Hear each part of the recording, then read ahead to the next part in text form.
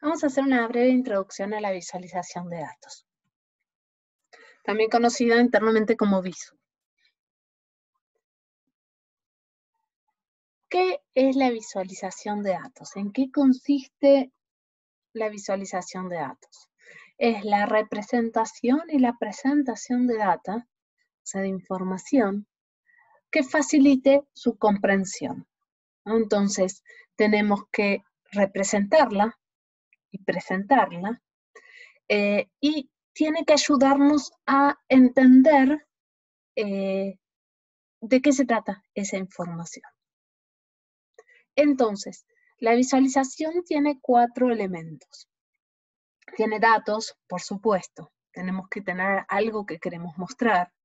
Tiene un objetivo, o sea, si nosotros generamos una visualización, tiene que ser para algo. Tenemos que querer transmitir algo o querer demostrar algo, pero tiene que tener un objetivo. No sirve de nada plotear por plotear. Eso no agrega nada. Entonces, tiene que tener un objetivo, tiene que haber algo que nosotros queramos mostrar. Tiene que haber una metáfora visual, eso preferentemente, o sea, tiene que haber una representación, y esa representación tiene que demostrar algo, tiene que acompañar eso que nosotros queremos mostrar, y tiene que transmitir una historia. Esto se da mucho más en la visualización para mostrar resultados que para analizar datos, ¿no? Porque tenemos que hacer esa diferenciación. Pero en ambos casos tiene que transmitir alguna historia, tiene que haber un mensaje contenido en esa visualización que estamos armando. Entonces, como decíamos, hay 2 objetivos principales. Podemos hacer una visualización como parte del proceso de análisis. Por ejemplo, podemos querer entender el comportamiento de una variable y la visualización nos puede ayudar a esto. A veces, ploteamos variables para poder entender cómo se comportan o cómo se comportan en relación a otras. Y el otro objetivo primordial es para comunicar un resultado o conclusiones. Entonces, las visualizaciones se pueden encontrar en distintas etapas de nuestro proceso de análisis. Se puede encontrar al principio para ayudarnos a entender cómo se comportan los datos, y se puede encontrar al final para ayudarnos a transmitir cómo se comportan los datos.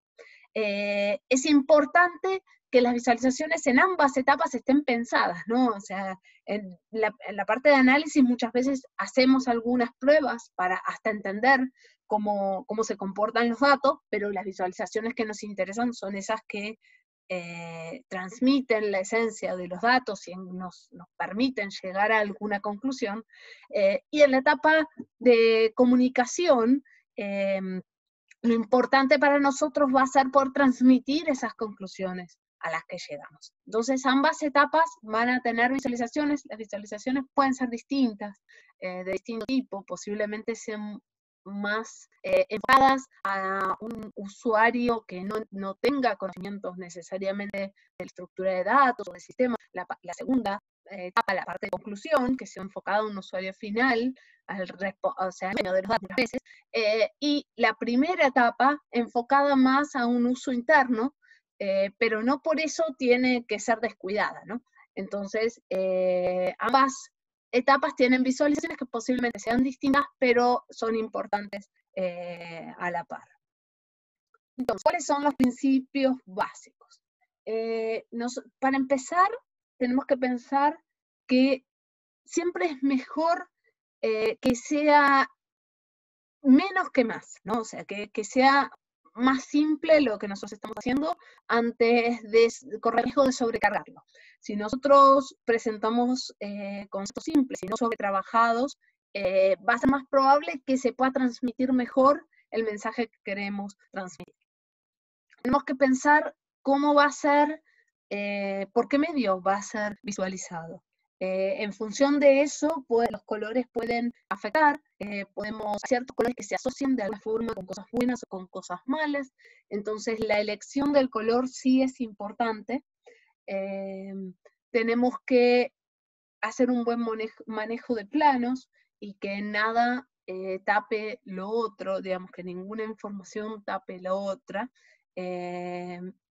Tenemos que intentar reducir, o sea, mantener, controlar la cantidad de elementos que ponemos en la visualización. Si nosotros ponemos muchas cosas, vamos a correr el riesgo de que se pierda el foco. Y sobre todo, tenemos que poner foco en para qué la queremos usar. O sea, ¿cuál es el objetivo? ¿Qué es lo que queremos transmitir o qué es lo que queremos descubrir? Porque si no ponemos foco en eso, corremos el riesgo de que, bueno, de finalmente cumplir nuestro objetivo. Así que eso es muy importante.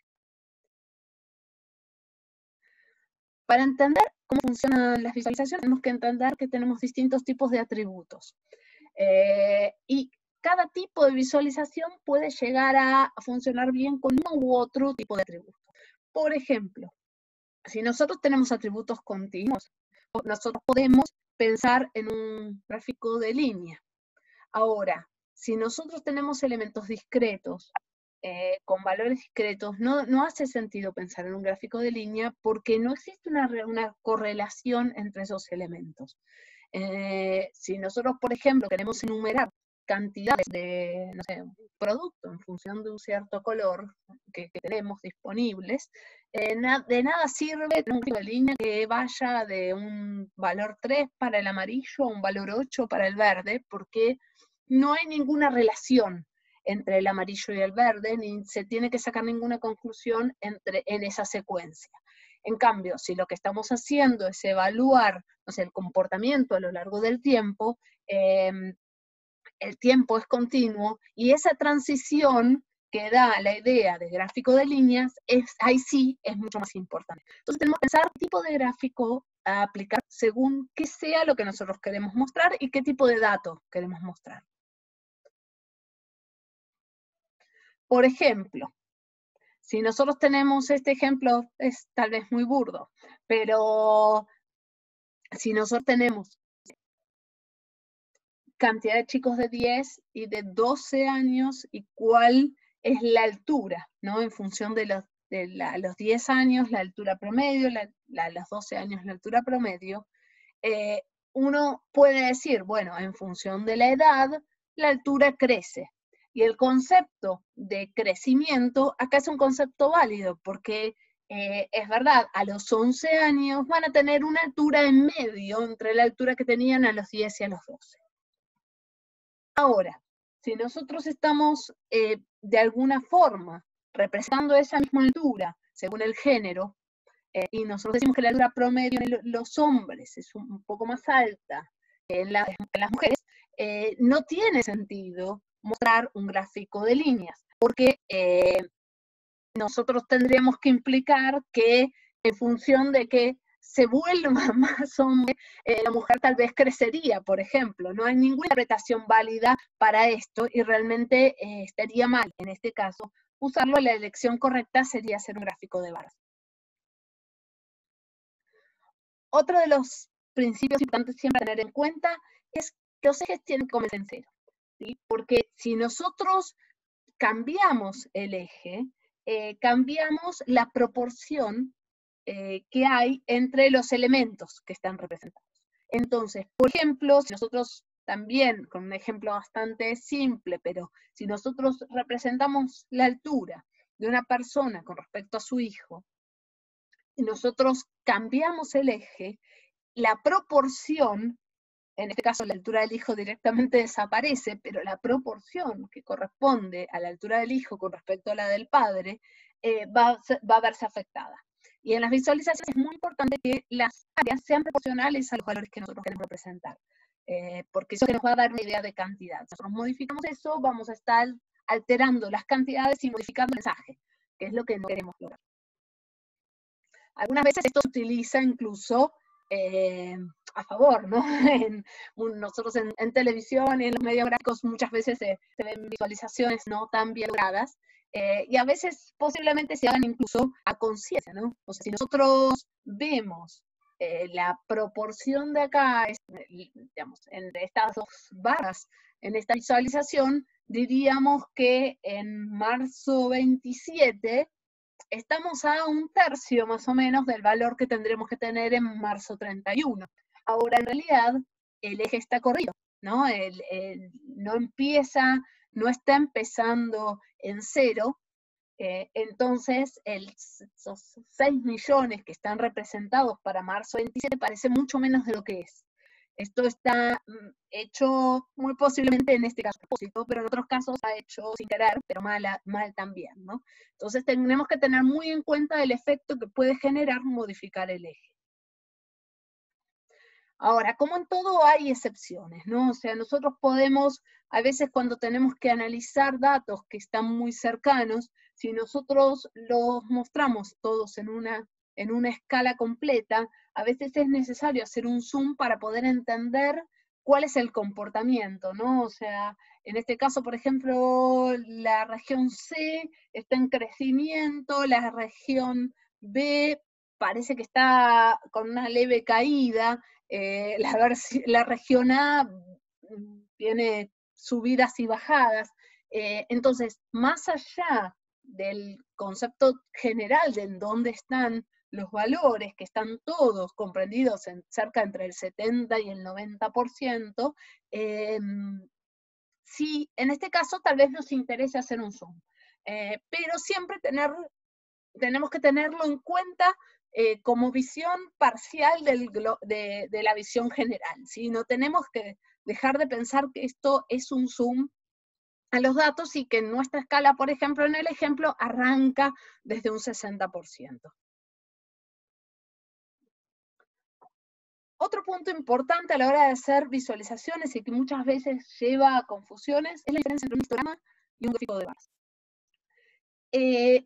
Son cosas totalmente distintas, en realidad, para empezar. En el histograma nosotros lo que analizamos es el comportamiento de una variable, de una sola variable, en cantidades, ¿no? Entonces lo que nosotros estamos viendo acá es cuántas ocurrencias de una variable tiene los valores entre 0 y el 10.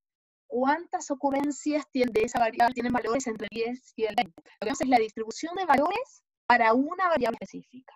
En el histograma lo reconocemos fácil porque las barras están siempre pegadas, porque son buckets que tomamos de valores posibles de una variable. Entonces, las barras siempre van a estar representadas pegadas. El gráfico de barras, a diferencia del histograma, lo que marca es la relación entre dos variables.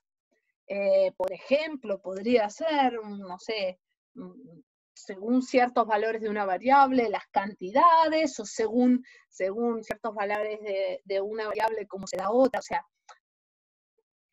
siempre vamos a tener una combinación de variables. El gráfico de barra lo reconocemos a simple vista porque las barras están separadas, a diferencia del histograma. Pero hay que prestar atención porque se suele confundir bastante y son dos cosas totalmente distintas. Entonces, para resumir, el histograma muestra la distribución de una sola variable. En el eje X tenemos la variable numérica discretizada en buckets, porque no tenemos cada valor posible, sino que entre tanto y tanto tenemos tanta cantidad.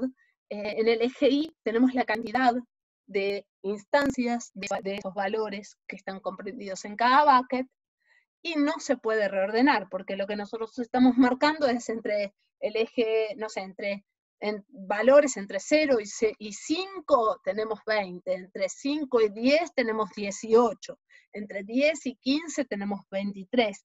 Ese tipo de conceptos, con lo cual no haría ningún sentido ordenarlo. Y como dijimos antes, no tenemos espacio para las barras.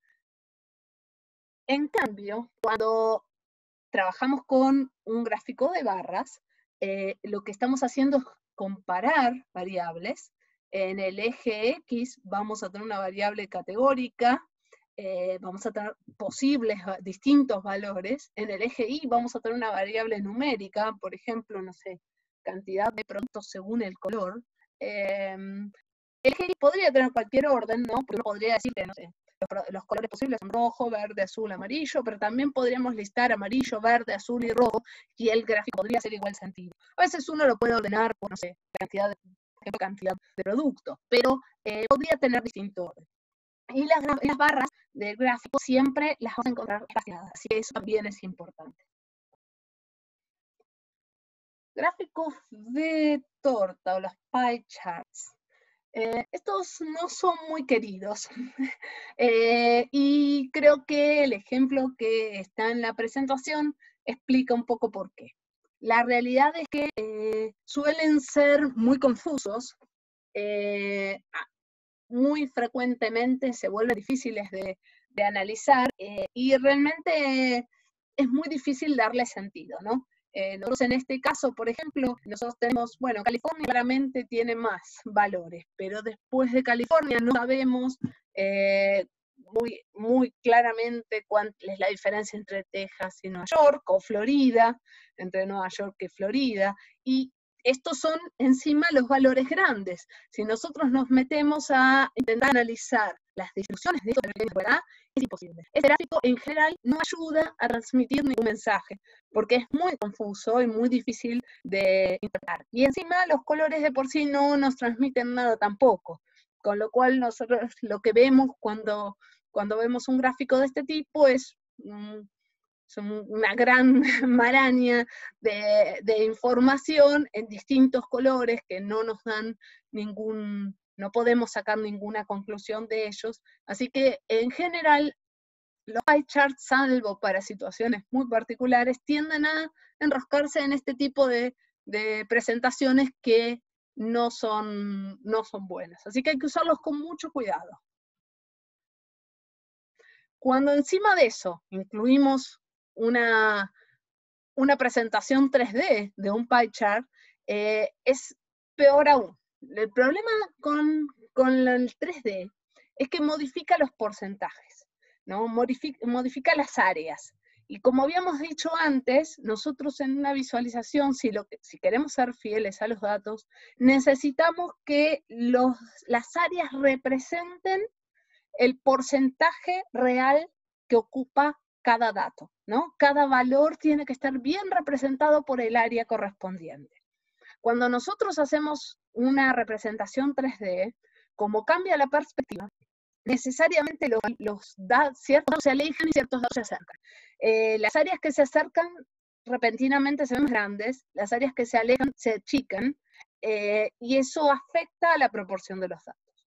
Como habíamos visto antes con el gráfico de Obama que modificaba la escala, en este caso posiblemente, seguramente, también fue hecho a propósito, ¿no? Porque fíjense que es una presentación de Apple y cómo la perspectiva con que se muestra el gráfico favorece a Apple, que tiene 19.5% de market share de smartphones en Estados Unidos, en algún momento en la historia, porque esto ya tiene un tiempo, y Other tiene 21%, pero claro, ese 21% a simple vista hasta parece ser más chico, ¿no? Entonces tenemos que tener en cuenta esto, que cuando a los gráficos encima les modificamos la perspectiva, modificamos el área. Cuando modificamos el área, no estamos haciendo una representación fiel de valores. Entonces hay que hacerlo con mucho cuidado porque podemos caer en este tipo de problemas, que en este caso seguramente fue una estrategia a nivel marketing para que se vea más grande ese 19.5%, de hecho casi que parece, o sea, parece definitivamente más grande que el 21%, pero si nosotros queremos hacer una representación fiel de los datos, este tipo de cosas no deberían pasar. Ahora, para ser un poco justos con los pie charts, tenemos una situación donde usarlos podrían estar mal. Cuando tenemos 2 o 3 valores solamente, por ejemplo, en este caso nosotros, fíjense que tenemos un valor que tiene un ángulo recto, entonces a nosotros nos da perfectamente la idea de proporción. Y otro valor más, y 2 valores más nada más que reparten el resto de la torta, entonces uno puede tener una idea de cuáles son las dimensiones de cada área, y en este caso podría ser una representación válida de los datos. Otra situación donde también podría tener sentido utilizar un pie chart es en el ejemplo que vemos a la derecha, en donde fíjense, en realidad es una secuencia de pie charts que muestran el progreso a lo largo del tiempo. Y si bien los valores chiquitos, o sea, que se dan todas estas divisiones que nosotros podemos ver acá, no son valores que nosotros podamos identificar y no sabemos cuáles son los porcentajes reales, sí nos sirve para tener una idea de cómo fue distribuyéndose cómo se fueron distribuyendo esos valores, y lo que antes empezó siendo 4 o 5 posibles, después de un tiempo, para el 2014, terminaron siendo un montón de valores posibles, que posiblemente sean empresas en el mercado, no sé exactamente qué representaba, pero esto sí podría servirnos para representar el progreso o la evolución de alguna variable en el tiempo. Entonces vamos a ver ahora algunas visualizaciones comunes como para que puedan tener referencia de visualizaciones típicas y para qué se pueden utilizar. Cuando nosotros necesitamos analizar la distribución de una variable, enseguida tenemos que pensar en un histograma o en un gráfico de densidad. Los dos se pueden incluso utilizar en conjunto, muchas veces hasta superpuestos. Ambos nos sirven para entender cómo se distribuyen los valores de alguna variable. Entonces, los dos podrían utilizarse, uno o el otro o ambos, pero siempre estamos hablando de una única variable que queremos estudiar, cómo distribuye sus valores. Si nosotros necesitamos analizar valores entre distintas variables, ahí podemos pensar, si estamos hablando de elementos que pueden, para cada elemento tenemos una contraparte en la otra variable, podríamos pensar, según el tipo de comportamiento en un gráfico de líneas, podemos pensar en un scatter plot. El scatter plot lo que va a tener es un punto en cada ocurrencia de la combinación de un elemento con el otro. Esto nos genera la posibilidad de ver áreas más pobladas de puntos, y eso nos permite ver en dónde se concentran las ocurrencias o las combinaciones de ambos valores, ¿no? En el caso estamos hablando de temperatura versus checkout. Entonces, ciertos valores de temperatura son más probables ciertos otros valores de checkout, por ejemplo. Entonces, de esa forma podemos analizar cuál es el comportamiento de ambas variables en conjunto. Las opciones que tenemos es manejar, aparte del line plot que ya vimos, si quisiéramos tener 3 variables combinadas, podemos tener un line plot con 2 ejes. Como es el primer caso, en el primer caso nosotros tenemos en un eje valores posibles de checkouts, en otro eje valores posibles de velocidad de viento, y tenemos el tiempo como variable común, y lo que analizamos es el comportamiento de las otras 2 variables en función del tiempo. Si queremos analizar el comportamiento de distintas variables en cuanto al volumen de ocurrencia de valores de las mismas, lo otro que podemos hacer es un histograma superpuesto. En este caso, el histograma nosotros vimos que se sirve para analizar una variable específica. Ahora, si nosotros queremos comparar eso, podemos superponer los valores, digamos, de dos variables, por ejemplo, y ver cómo se combinan, ¿no? A ver si mantienen una distribución similar o si en qué se diferencian las distribuciones, pero tienen que ser variables que sean compatibles, ¿no? Hay que tener muy en cuenta eso, porque por supuesto no podemos elegir combinar cualquier variable. Tienen que ser, diría que tendrían que ser variables similares en condiciones distintas, para que esto pueda hacer sentido. Otras opciones para poder entender la correlación que puede haber entre distintas variables es la matriz de correlación. Esto lo que va a evaluar es que la correlación que existe entre todas las variables con todas. Por eso vemos en la diagonal una diagonal oscura que es cada variable consigo misma, que mantiene 1 en la correlación. Y después tenemos los valores más oscuros, más correlación, o menos oscuro, menos correlación entre las variables. Y otra versión de esto es un heatmap, que mantiene la relación entre dos variables, pero en todas sus combinaciones de valores, ¿no? Entonces podemos así entender, no sé, el comportamiento de una variable en función de la otra en cuanto a correlación de valores.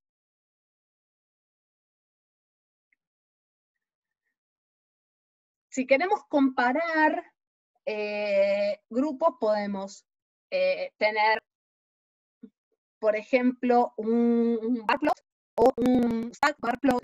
La diferencia es que, si se fijan en el segundo, nosotros lo que tenemos son dos variables en función de, o sea, tenemos dos variables distintas, valores para dos variables asociadas, ¿no? En este caso, según el día de la semana, tenemos dos registros y queremos ver la proporción que ocurre para cada día de la semana de cada uno de esos dos registros que estamos evaluando. Entonces, en este caso nos ayuda tener esos valores superpuestos porque nos permite ver cuál es la proporción de uno o el otro para cada día de la semana. Que podría variar en función del día. Otra opción es hacer un bar plot, pero en vez de apilar los valores, agruparlos. Entonces lo que hacemos es tenemos los valores para distintas variables separados, por ejemplo, días. Esto es la misma información que habíamos visto antes, pero en vez de tener apilada la información, la tenemos agrupada. Entonces podemos ver combinaciones de distintos días de valores según los distintos días. El box plot lo que nos va a permitir es ver el comportamiento, y en el box plot lo que podemos sacar son valores estadísticos, porque más allá de la cantidad o de cuál es el total, o cuál es el mínimo, o cuál es el máximo, en el box plot vamos a poder ver cuál es la media, el valor es al 25 y 75%, y podemos aparte ver los valores que salen de ese 50% más común. Entonces tenemos valores aislados, no sé, de repente muy cerca del 0, o valores muy disparados, cerca del 9000, pero vemos que la media se encuentra siempre cerca del 4000 o por ahí. Entonces, cuanto más chica sea la caja, más concentrados van a estar esos valores. Cuanto más grande sea la caja, más dispersos van a estar esos valores. Así que el box plot también es una buena herramienta para estudiar distribuciones de una variable en función de otro factor, ¿no? Por ejemplo, en este caso, días de la semana. Y después vamos a ver algunas otras opciones. Eso solo para que puedan tener la idea de que visualizaciones van mucho más allá de las visualizaciones comunes que podemos llegar a hacer durante una clase, y realmente hacer una buena visualización ayuda mucho a comunicar información. Entonces es importante que le dediquemos tiempo. En este caso combinamos un gráfico de densidad con un box plot que está acostado y un scatter plot. Y todo eso en función de una variable categórica que es la emoción, el estado emocional.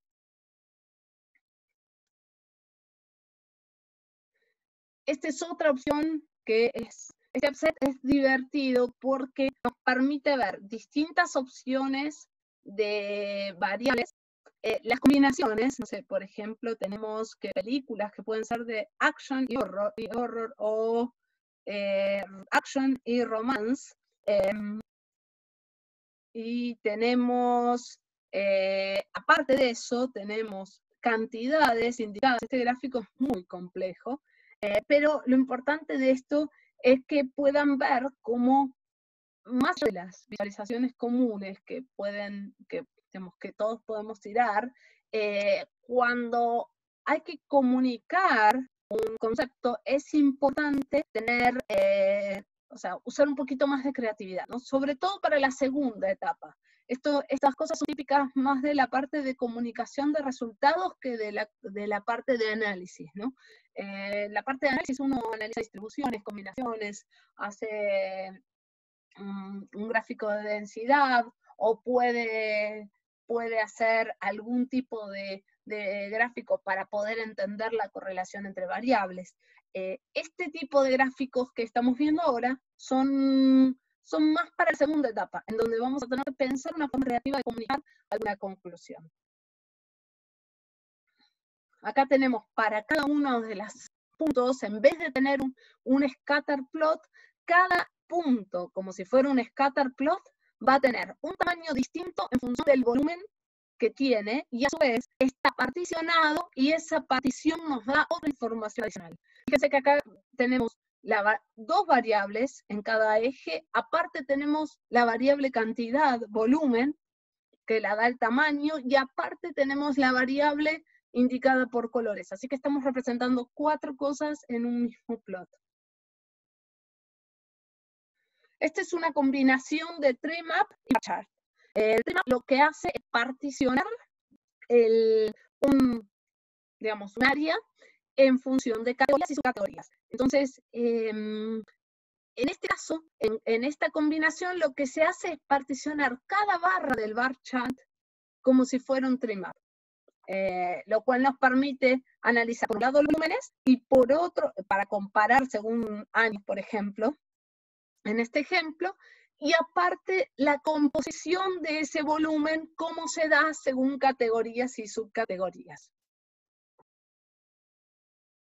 Bueno, esto es bastante complejo también. Vamos a ver, creo que algún ejemplo un poco más simple, pero fíjense cómo en estos casos son 2 elementos que nos permiten relacionar elementos muchos a muchos y marcar cuál es la relación. En este caso tenemos 3 ejes, pero van creciendo los ejes y hay que ver muy bien cómo se señala, cómo se referencian estos valores para que tengan una buena comunicación, pero lo que nos permite es marcar la relación que existe entre cada uno de estos distintos elementos y todos los demás. Y estas son, ya arrancamos con una etapa de visualizaciones un poco creativas, claramente para una etapa de comunicación de resultados. Y fíjense que acá tenemos son razas de perro, lo que está visualizado, según popularidad y, o sea, perros que son muy populares,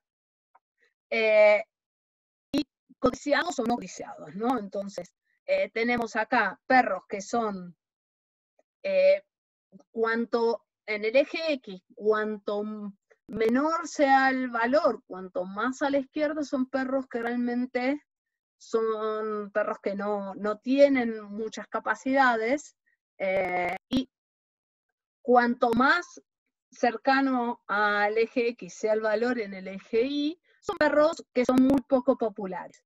Entonces, nosotros vamos a tener perros como, por ejemplo, no sé, Border Collie, que son tesoros populares. Vamos a tener perros como el Bulldog, que aparentemente no sería un perro muy inteligente, muy capaz, y es muy popular. Por eso lo marca como inexplicablemente overrated. Y tenemos perros como el Barsoi, que diríamos que es rightly ignored. Está bien que la gente no lo busque, porque aparentemente no sería un perro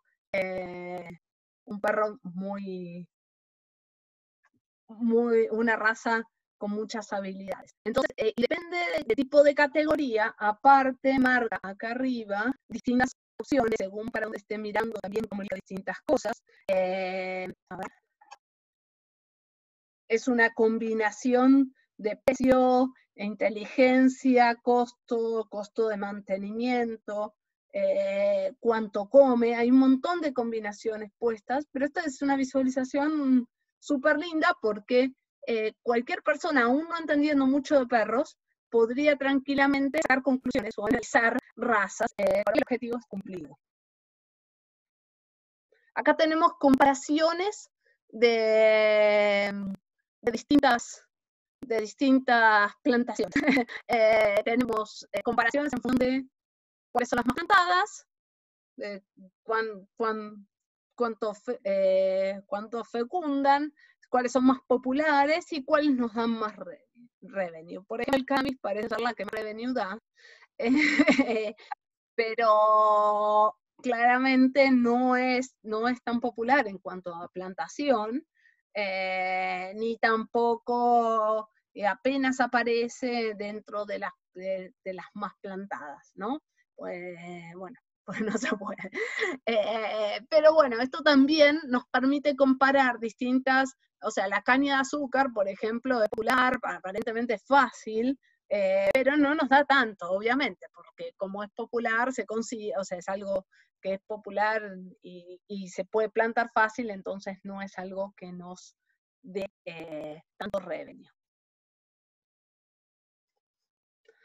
Es una visualización muy específica dentro de, bueno, del mundo de la NFL, del fútbol americano, que compara comportamiento de mariscales de campo. Todas estas personas han sido personas con muy buen desempeño dentro de la NFL, que han hecho muchos récords, y lo que hace es comparar el comportamiento del jugador. Entonces, por ejemplo, para Peyton Manning, el gráfico muestra que todos los jugadores hacen como un curvito, ¿no? Antes de retirarse. Para Peyton Manning, que es el que han marcado más grueso, muestra que todavía no llegó a esa curvita, con lo cual predecía en su momento que todavía le faltaba para retirarse. Y así fue. Después siguió jugando y siguió haciendo récords hasta que finalmente se terminó retirando. Pero las visualizaciones se pueden aplicar a cualquier dato y de cualquier tipo de categoría, ¿no? Entonces, fíjense que esto es una visualización no muy común, pero en función del comportamiento que tienen las líneas de cada uno de los jugadores, se podía sacar la conclusión de que este jugador específico todavía tenía tiempo para jugar y no estaba en el último momento de su carrera, y efectivamente después se demostró así, pues siguió jugando y fue bien. Así que estaba bien marcado. Esta es una visualización de las contraseñas más comunes en función del tipo de las letras o números con que empiezan, en función del tamaño, marca también la ocurrencia. Bueno, si alguno tiene una contraseña que aparece acá, piensen en cambiarla. Esta visualización permite ver la relación que existe entre las profesiones de padres y de los hijos, y las rayas marcan la relación, o sea, del padre que tenía una cierta profesión, el hijo va a otro. Y hay ciertas tendencias, como aparentemente la carrera militar corre en la sangre y hay muchos hijos militares de padres militares. Y por último, esta presentación la voy a subir para que la puedan ver. Van a encontrar un apéndice con algunas otras visualizaciones que van a poder revisar. Si tienen cualquier consulta, los invitamos a consultar en la próxima clase o en cualquier otra. Pero espero que las puedan revisar y bueno, y puedan aprovechar también los ejemplos que se presentan. Muchas gracias.